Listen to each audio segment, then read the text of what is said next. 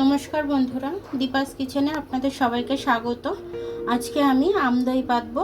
তো আমদইটা আমি কীরকমভাবে বানাই চলুন তাহলে দেখে নিই। তার জন্য দেখুন দুটো আম নিয়ে নিয়েছি আমি এখানে, আর এখানে আমি দুধ নিয়ে নিয়েছি। আমি একটু আমল দুধও ব্যবহার করব। দুধটা আমি দিয়ে দিলাম।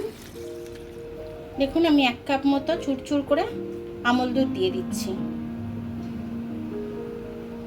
এবার আমি এটাকে ভালো করে গুলিয়ে নেব দুধটাকে। ঠান্ডাতে না দিয়ে দিলে দুধটা পরে একটু গরম হয়ে গেলে তখন দিয়ে দিলে দুধটা ডেলা পেকে যায়। এখন দিয়ে দিয়েছি, দেখুন কি সুন্দর একদম মিশে গেছে। এবার আমি আম দুটো কেটে নিতে যাব, ততক্ষণে দুধটা এখানে আমার ফুটুক। দুটো আম আমি ছুলে নিয়েছি, এই এতটা হয়েছে আমার। এটা আমি একটু মিক্সিতে ঘুরিয়ে নেব। দেখুন বন্ধুরা, আমার দুধটা ফুটে গেছে। দুধটা ফুটে গিয়ে গাঢ় হয়ে গেছে, অনেকটাই সর পড়ে গেছে একদম মোটা হয়ে। এই বড় চামচে 4 চামচের মতো চিনি দিলাম। আপনাদের বেশি মিষ্টি লাগলে আর একটু বেশি মিষ্টি দিতে পারেন আপনারা। চিনিটা গলে একটু মেল্ট হয়ে যায়, একটু টকবক করে ফুটুক, তারপরে আমি এটাকে নামাবো। দুধটা হয়ে গেছে। এবার দুধটাকে আমি নামিয়ে ঠান্ডা করতে দেব।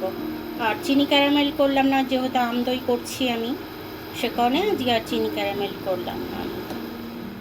100 গ্রাম দই নিয়ে নিয়েছি। দইটাকে আমি ফাটিয়ে নিয়েছি, টক দই। আর এখানে আমের পাল্পটা নিয়ে নিয়েছি। এটাকে আমি মেশাবো উষ্ণ গরম হলে। এটা যা গরম আছে আমি একটা আঙুল ডুবিয়ে রাখতে পারছি, একদম উষ্ণ হলে এর মধ্যে এবার আমি টক দইটা দিয়ে দিচ্ছি। দইটা আমি ভালো করে মিশিয়ে নেবো দুধের সাথে। আমের পাল্পটা আমি দিয়ে দেবো।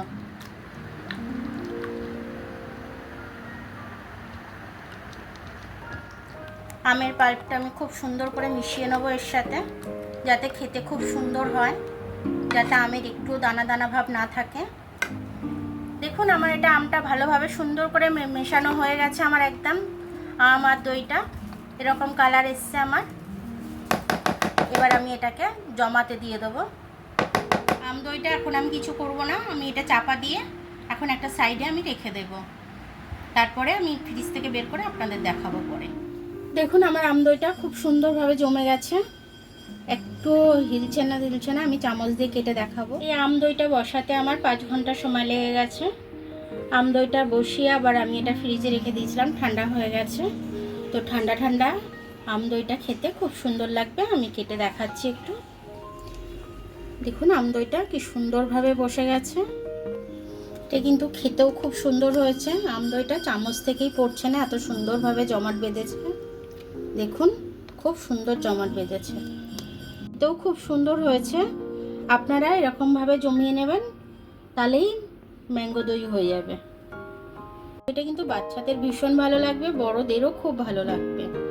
আমি যে পদ্ধতিতে বানিয়েছি সেই পদ্ধতিতে একবার বানিয়ে আপনারা খেয়ে দেখবেন। খেয়ে দেখে আমাকে কমেন্টস করে জানাবেন। আমার ভিডিওটা দেখার জন্য অনেক অনেক ধন্যবাদ। আমার ভিডিওটা যদি আপনাদের পছন্দ হয় লাইক, সাবস্ক্রাইব, বেল আইকনটা একটু টিপে দেবেন। আর যদি ফেসবুক থেকে দেখেন তাহলে লাইক আর ফলোটা একটু করে দেবেন। আবার কাল দেখা হবে নতুন রেসিপির সাথে। ততক্ষণ আপনারা ভালো থাকবেন, আমি আসছি।